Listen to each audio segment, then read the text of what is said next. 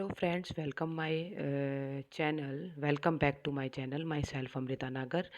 मैं फिर से आई हूँ आपका बीए पॉलिटिकल सब्जेक्ट के प्रैक्टिकल मतलब वाइवा के सब्जेक्ट को लेकर, जिसमें आपको टोटली वीडियोस इसमें आपके प्रैक्टिकल वाइवा प्रैक्टिकल होता है। इसमें बेसिक क्वेश्चंस पूछे जाते हैं। इस चैनल के माध्यम से मैं वीडियो में आपको समय समय पर आपको इसमें मिलते रहेंगे। इसलिए इस वीडियो को ज़्यादा से ज़्यादा लाइक कीजिए, पसंद आए तो लाइक कीजिए, शेयर कीजिए और सब्सक्राइब का बटन तो बिल्कुल भी दबाना न भूलें, ताकि आपको इसमें अपडेशन आपको मिलती रहे। चलिए अब हम बात करते हैं पॉलिटिकल सब्जेक्ट के विषय की, जिसमें आपको इसमें डिस्कस करेंगे हम इसके सेकंड यूनिट के टॉपिक्स को। इसमें देखिए दिया गया है अधिकार और कर्म का सिद्धांत। अधिकार का कर्म सिद्धांत क्या है? कर्म थ्योरी ऑफ राइट। हिंदू परंपराओं के अनुसार कर्म अगले जीवन से भी जो जारी रहता है, लेकिन इसमें प्रत्येक कर्म के अनुसार पूर्व जन्मों के साथ साथ रिसेट भी होता रहता है। कर्म का सिद्धांत हिंदू धर्म और अन्य दक्षिण एशियाई परंपराओं का प्रमुख पहलू है। इसमें कहा गया है कि इसमें राजनीतिक विज्ञान का भी प्रभाव पड़ता है। राजनीतिक विज्ञान में उसके अधिकारों का कर्म सिद्धांत है। यह है कि उसका विचार पर आधारित है और किसी भी व्यक्ति के अच्छे और बुरे दोनों कार्यों के परिणाम इस जीवन में अपने भविष्य के जीवन में महसूस किए जाते हैं। और इसमें इसमें संस्कृत में इसका कर्म शब्द का अर्थ कार्य होता है। उसके कर्म की उत्पत्ति ऋग्वेद नामक सबसे पुराने हिंदू ग्रंथ में निहित है, मतलब कि उसमें दिया गया है। अधिकार का कर्म सिद्धांत भारतीय दर्शन और विशेष रूप से वेदांत और गीता के दर्शन की व्यक्तित्व का अधिकार केवल कर्म करने में ही है, न कि उसके फल में है। गीता में कहा गया है कि हमारे अपने इसके अनुसार कर्मण्येन धाकारिते मा फलेषु कदाचने मा कर्म फल हेतु भूर्मा ते संगतो सत्व कर्मणि। इसमें हमारे गीता के सार में इसको अलग डिफाइन किया गया है कि हमारे कर्म की इच्छा मत कर। इसमें इस तरीके से इसको कर्म के आधार पर हमारे ग्रंथों से जोड़ा गया है। और हमारी जो हिंदू धर्म की जो सबसे पवित्र तक है गीता, उसमें भी उसका विचार विमर्श किया गया है। देखिए कर्म के कुछ सिद्धांत के कुछ पहलू दिए गए हैं। इसके सम एस्पेक्ट्स ऑफ द कर्म थ्योरी।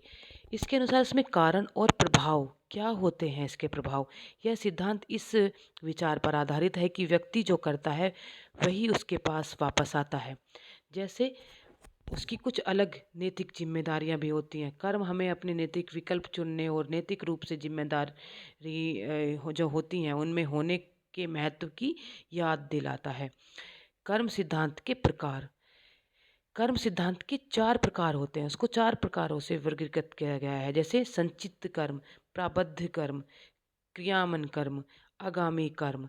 ये क्या है कि संचित कर्म हमारे आत्मिक चेतना में विभिन्न जन्मों में संग्रहित संस्कारों, वासनाओं, अधूरे रिश्तों और छापों का भंडार है। मोक्ष, मुक्ति तथा उसमें सभी की प्राप्ति की जा सकती है जब कर्म का संतुलन साफ हो। उसके साथ साथ ही हमारी इसकी स्थिति उत्पन्न होती है कि कर्म का संतुलन किस तरीके से होता है। इसमें है नेक्स्ट आपका अधिकार और दायित्व। अधिकार, नेक्स्ट टॉपिक, अधिकार और दायित्व क्या है। हमारे अपने मनुष्य जीवन में जीने के लिए समाज में रहते हुए बहुत सारे अधिकार की जरूरत होती है, बहुत सारे दायित्व की ड्यूटीज की आवश्यकता होती है। जैसे अधिकार और दायित्व नैतिक समाज में रहते हुए नैतिक और कानूनी रूप से उसके एक दूसरे से जुड़ाए हुए होते हैं। अधिकार का अर्थ होता है कि किसी व्यक्ति को दी गई स्वतंत्रता तथा सुविधा, जब उसकी दायित्व का अर्थ जब उसके कर्तव्य जिसे किसी भी व्यक्ति को अपने अधिकारों के साथ साथ निभाना होता है और दोनों का समाज में संतुलन बनाए रखने के लिए अत्यधिक महत्वपूर्ण होता है। देखिए अधिकार क्या है। अधिकार में वे सुविधाएं या स्वतंत्रताएं आती हैं जो व्यक्ति को उसकी गरिमाएं, स्वतंत्रता और उसके विकास के लिए दी जाती हैं। यह किसी व्यक्ति के समाज, कानून या संविधान द्वारा दिए जाते हैं। हमारे अपने खुद के अधिकार होते हैं। खुद के अधिकार आपने सोचा है कि हमारे खुद के मौलिक अधिकार भी हैं। कौन कौन से मौलिक अधिकार हैं हमारे अपने? पहले उसमें जीवन में 7 अधिकार थे, लेकिन अब क्या है कि अब उसमें 6 अधिकार रह गए हैं। अधिकारों की विशेषताएं। इसमें अधिकार की विशेषताएं क्या है? देखिए इसमें अधिकार के लिए इसमें सुरक्षा और स्वतंत्रता प्रदान करता है। व्यक्ति अपने व्यक्तित्व जीवन के लिए क्या प्राप्त करता है? सुरक्षा और स्वतंत्रता। नैतिक जीवन उसके सामाजिक और कानूनी अधिकार पर दिए जाते हैं। अधिकारों का प्रयोग तभी किया जा सकता है जब उसका उद्देश्य समाज के लिए लाभकारी हो। जैसे मौलिक अधिकारों में हमारे संविधान द्वारा दिए गए हैं, उसमें जैसे बोलने का अधिकार, शिक्षा का अधिकार, उसको अपने जीवन को जीवन में जो विचार व्यक्त किए जाते हैं उसमें काम करने की स्वतंत्रता को किस तरीके, दूसरे में उचित व्यवहार की अपेक्षा कैसे की जाती है, उन चीज़ों की उसे विशेषता, उसमें यह हमारा अपना खुद का राइट है।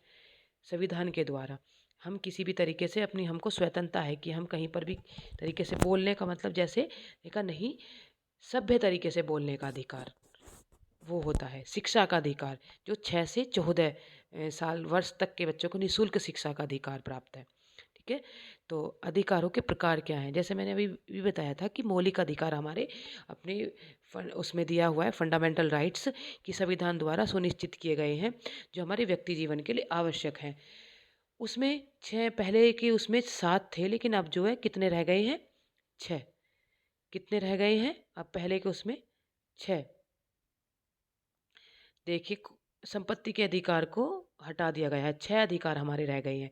जैसे मैंने यहाँ पर आपको टाइप किया है, समानता का अधिकार, स्वतंत्रता का अधिकार, शोषण के खिलाफ अधिकार, धार्मिक स्वतंत्रता का अधिकार, सांस्कृतिक और शैक्षिक अधिकार, संवैधानिक उपचारों का अधिकार।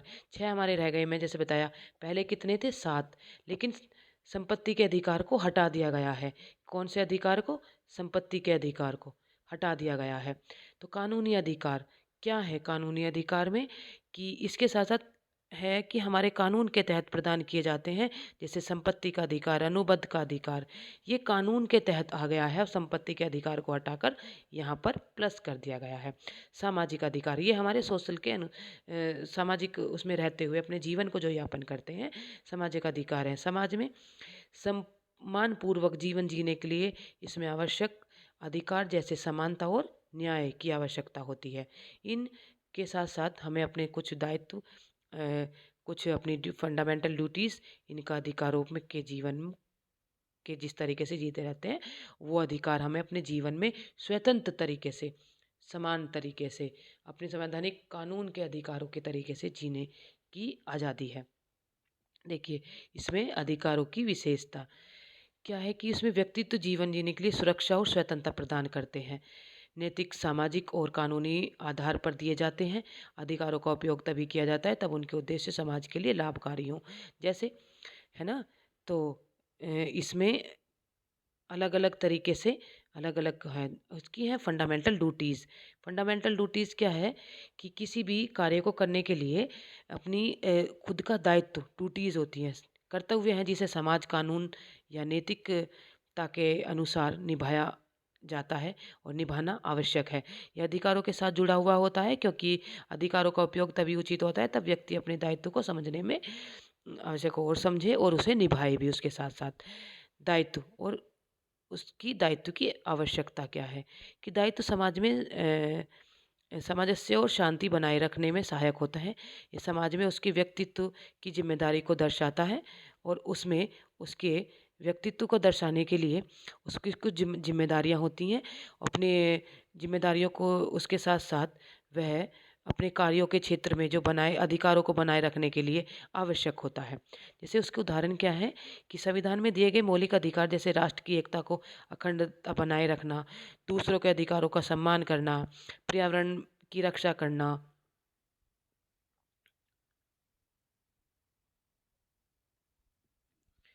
सॉरी वो थोड़ा सा आगे पहुंच गए थे हम। तो उसमें उसका सम्मान करना है ना, अपने दूसरों के अधिकारों का सम्मान करना, पर्यावरण की सुरक्षा करना, करों का भुगतान करना, निम्न तरीके के अपने अधिकार को दिया गया है। ठीक है, उसमें है उसके दायित्वों के प्रकार क्या है। मूल कर्तव्य हमारे फंडामेंटल ड्यूटीज़ क्या है। फंडामेंटल ड्यूटी संविधान के तहत हमारे अनुच्छेद 51A में नागरिकों के लिए 11 मूल अधिकारों कर्तव्यों का उल्लेख किया गया है। जैसे संविधान का पालन करना, राष्ट्रध्वज और राष्ट्रगान का सम्मान करना, स्वतंत्रता संग्राम के आदर्शों का सम्मान करना, पर्यावरण की सुरक्षा करना, वैज्ञानिक सोच को बढ़ावा देना। उसी तरीके से यानी सभी तरीकों के हमारे अपने फंडामेंटल राइट्स हैं। नैतिक दायित्व क्या है हमारे, मोरल ड्यूटीज़ हमारी क्या है। फंडामेंटल राइट्स, फंडामेंटल ड्यूटीज़, उसी के अनुसार अनुसार हमारे को ड्यूटीज़ भी बहुत ज़्यादा आवश्यक हैं। कानूनी दायित्व है ना, जो एक कानून का पालन करना, कर का भुगतान करना और सार्वजनिक संपत्ति की रक्षा करना, इसके इसमें इसकी जो अपनी कानून के तहत इस वाली चीज़ों को निभाते हैं। नेक्स्ट है आपका अधिकार और दायित्व के बीच संबंध क्या है। परस्पर निर्भरता, अधिकार और दायित्व एक दूसरे पर निर्भर है। किसी का अधिकार तभी सुरक्षित रह सकता है तब दूसरा अपना दायित्व निभाए।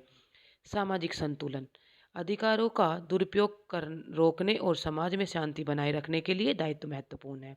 जैसे कानूनों और नैतिक संबंध कैसे होने चाहिए। कानून अधिकारों और दायित्व को सुनिश्चित करता है। नैतिकता में यह तय करती है कि हमारे अधिकारों और दायित्वों का उपयोग किस प्रकार किया जाए, है ना। तो उसके अनुसार हमारे अपने खुद के राइट्स, है ना, खुद के ड्यूटीज़ अलग अलग तरीके से दी हुई है। इसमें क्या है कि इसकी ड्यूटीज़ की बोलने की स्वतंत्रता, फंडामेंटल हमारी जो राइट्स हैं, है ना, एंड ड्यूटीज़ में दूसरों की भावनाओं को सम्मान करना, शिक्षा का अधिकार, है ना, शिक्षा प्राप्त करने के समाज में योगदान देना, दूसरों के धर्म का सम्मान करना, पर्यावरण की रक्षा करना, धर्म जाति लिंग के आधार पर भेदभाव न करना। इसमें ऐसे ही इसी के आधार पर पर्यावरण में जीने का अधिकार, समाज में समानता का अधिकार, इस तरीके से इसकी इन चीज़ों को ध्यान में रखते हुए इसके मैंने अलग अलग डिस्क्राइब किए हैं जो बोथ लैंग्वेज में है, जो आपको ईजी होगा। ठीक है, ऐसे ही है नेक्स्ट टॉपिक आपका शिक्षा का अधिकार। शिक्षा का अधिकार, राइट टू एजुकेशन।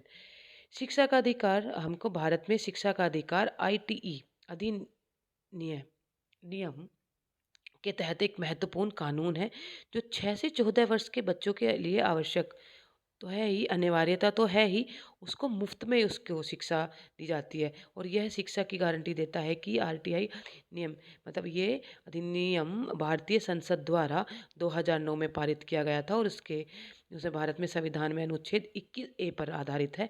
यह 86वें संविधान संशोधन अधिनियम 2002 द्वारा भारतीय संविधान में जोड़ा गया था। 1870 में से ब्रिटेन के में अनिवार्य शिक्षा अधिनियम पारित हुआ था और 1872 1872 में भारत शिक्षा आयोग की शुरुआत की गई थी। ठीक है, this is the most important आपका टॉपिक। जैसे इम्पोर्टेंट इसमें कि ये आपका शॉर्ट क्वेश्चन में भी इस तरीके से क्वेश्चन पूछ लेता है जब आपका इंटरनल एग्ज़ाम या एक्सटर्नल एग्जामिनर आपका आता है प्रैक्टिकल लेने के लिए, तो ये पूछता है कि शिक्षा का अधिकार कब प्रसारित हुआ था और निःशुल्क शिक्षा कितने वर्ष से कितने वर्ष तक दी जाती है। तो कितने वर्ष से, 6 वर्ष से 14 वर्ष तक के बच्चों को दी जाती है। ठीक है, तो ये आपको ध्यान देना है। और ये कौन सी संविधान संविधान संशोधन अधिनियम के द्वारा दिया गया था, कौन से 2002 के द्वारा तहत इसमें जोड़ा गया था। तो इसका मुख्य बिंदु मैंने इसको दिया है कि इसके मुख्य बिंदु क्या क्या हैं। मुफ्त और अनिवार्य शिक्षा, शिक्षा का उद्देश्य, निजी स्कूलों में जिम्मेदारियां, शिक्षा की बुनियादी ढांचा, शिकायत निवारण प्रक्रिया, दंड का प्रावधान भी है इसमें। अगर हमारी शिक्षाओं को पूर्णतः से नहीं होता है या हमारे किसी कार्यों को पूर्णतः से नहीं किया जाता है या हमको कुछ राइट्स नहीं दिए जाते हैं, तो उन वाली चीज़ों को, राइट्स को पाने के लिए हम उसमें इन अधिकारों को पा सकते हैं। जैसे किसी भी कार्य को करने के लिए हमारे अपने खुद के राइट्स उसमें नहीं दिए हुए हैं और नहीं दे रहा है कोई हमें स्कूल में पढ़ाते हुए, या हमको बच्चा हमारा गरीबी रेखा से नीचे की उसमें आता है, तो उसमें इन चीज़ों का अधिकारों को प्राप्त किया जा सकता है। इसके तहत, किसके तहत, इसके तहत इन वाले उसको अधिकारों को पाया जा सकता है। शिक्षा का अधिकारों के महत्व क्या हैं कि यह अधिकार सभी बच्चों को समान अवसर प्रदान करता है, समाज में असमानता को कम करता है, बच्चों के भविष्य को उज्जवल बनाने में सहायक होता है। यह कानून बच्चों को न केवल शिक्षा तथा पहुँच प्रदान करता है बल्कि उन्हें आत्मनिर्भरता और सशक्त नागरिक बनाने में भी मदद करता है। ठीक है, नेक्स्ट टॉपिक आपका नागरिक चार्टर। क्या है नागरिक चार्टर? सिटीजन चार्टर, नागरिक चार्टर भी कहते हैं इसे, सिटीजन चार्टर। क्या है कि नागरिक चार्टर में दस्तावेज है कि किसी भी सरकार, संगठन, विभाग या संस्था द्वारा नागरिकों के प्रति अपनी सेवाएं, कर्तव्य और वादों को स्पष्ट रूप से प्रस्तुत करता है। इसका मुख्य उद्देश्य नागरिकों को सरकार द्वारा दी जाने वाली सेवाएं के बारे में जानकारी देता है और उसको सेवाओं को पारदर्शी और जिम्मेदार बनाता है। इसके उद्देश्य देखिए, नागरिक चार्टर के मुख्य उद्देश्य क्या है? मुख्य उद्देश्य सेवा का वादा, नागरिकों को यह बताता है कि ये कौन कौन सी सेवाएं प्रदान की जाएंगी और उसका मानक क्या होगा। पारदर्शिता, मतलब कि उसकी ट्रांसपेरेंसी क्या है ना। तो उसमें सरकारी सेवाओं की पारदर्शिता, मतलब कि उसमें क्या ट्रांसपेरेंसी होती है, सुनिश्चित करना होता है कि ताकि नागरिक यह जान सके कि वह कौन कौन सी सेवा कब और कैसे मिलेगी। जैसे अभी मैंने बताया था कि आरटीआई के तहत शिक्षा का अधिकार जो प्राप्त होता है, वो उसके दंड का प्रावधान भी होता है उसमें उसका, तो उन वाली उसके तहत हम इन वाली सुविधाओं को पा सकते हैं। ठीक है। तो इसमें इसकी होती है जवाबदेही। जवाबदेही क्या है, सहजता क्या है, शिकायत निवारण क्या है। तो इस सेवा में कभी कोई कमी आती है या देरी होती है तो उसका दारी तय करना, किस तरीके से हमें उसको जिम्मेदार ठहराना है। सेवाओं को नागरिकों के लिए सरल और सुगम बनाना। सहजता, सेवाओं के साथ साथ नागरिक जो सरल और बनता है, जब सुविधाएं प्राप्त करता है तो स्वयं ही सहज और सरल बन जाता है। शिकायत निवारण, नागरिकों की शिकायतों के समाधान के लिए एक तंत्र उपलब्ध कराया गया है। ठीक है। एक बकायदा अधिनियम बनाया गया है उसके तहत। इसमें देखिए कि नंबर 1 इसमें चार्टर है कि नागरिक चार्टर के महत्व क्या हैं। तो लोकतांत्रिक शासन में सेवाओं के मतलब इसमें सरकारी सेवाओं की नागरिकता को के प्रति जो उत्तरदायित्व होती है, उसके सरकारी सेवाओं की गुणवत्ता और सुधार लाने का माध्यम है। नागरिक अधिकार, उसका क्या है कि उसमें नागरिकों को उसके अधिकारों और सेवाओं के बारे में जागरूक करता है। ठीक है। नागरिक चार्टर के तत्व प्रमुख तत्व देखिए, सेवाओं की सूची। चार्टर में उनकी सेवाओं की सूची होती है और विभाग की संस्थाओं का यह प्रदान करती है। कौन प्रदान करता है उसमें? विभाग, विभाग प्रदान करता है और संस्था उसको यह प्रदान करती है। मानक, सेवा मानक यह बताता है कि सेवा कितनी जल्दी और किस गुणवत्ता के साथ प्रदान की जाएगी। शिकायत प्रक्रिया, यदि नागरिक को सेवा में कोई समस्या आती है तो वह कैसे और कहाँ शिकायत दर्ज करे, उसके तहत में प्रमुख तत्व उसको दिए गए हैं। कैसे जवाबदेही करे, यदि ये सेवा में देरी होती है तो उसमें संबंधित अधिकारियों को जवाबदेही तय की जाती है। ये हमारे अपने 86वें अधिनियम के तहत इस तरीके से इसमें कार्यों को कर सकते हैं, हमारे अपने खुद के राइट्स के अनुसार ये होता है। ठीक है। तो इन चीज़ों को ध्यान में रखते हुए आपको यह करना है। यहीं पर ही ये टॉपिक समाप्त होता है, नागरिक चार्टर। इसमें आपको टॉपिक अलग अलग तरीके से दिए हुए गए हैं। इसे आप अपडेट पाने के लिए लाइक सब्सक्राइब कीजिए। Thank you.